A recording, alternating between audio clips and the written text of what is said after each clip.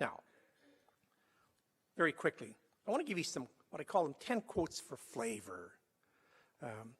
You know what?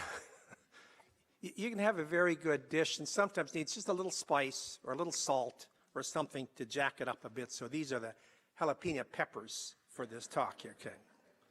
And each one is a standalone. The first one is one of my all-time favorite quotes. Robert Lax was Merton's lifelong friend.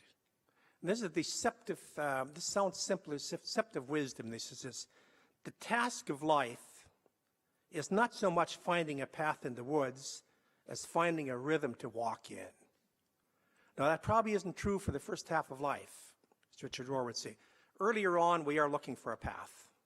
Most of us in this room, you found a path. But now we need to find the proper rhythm to walk inside of that path.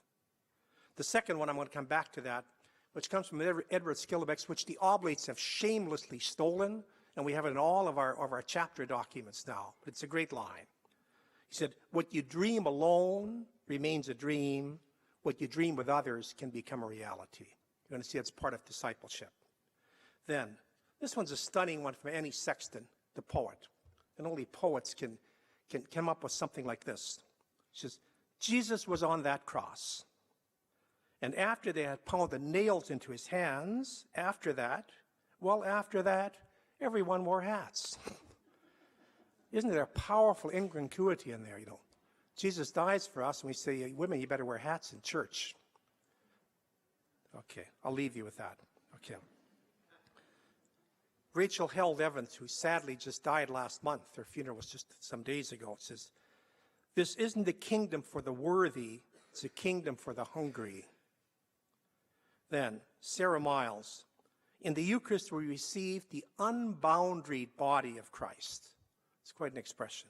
The unboundaried body of Christ. Then, Rachel again, for better or for worse, the faith of our youth informs our fears, our nostalgia, our reactions, and our suspicions. That's so true. We live with so much religious fear that's tied to so much of our youth. Then, John O'Donoghue, may all that is unforgiven in you be released. Beautiful prayer blessing. Then the last three are simply for humor. I thought getting old would take a lot longer. Okay. And here's a toast from Benjamin Franklin. He says, in wine there is truth, in beer there is freedom, in water there's bacteria. Okay.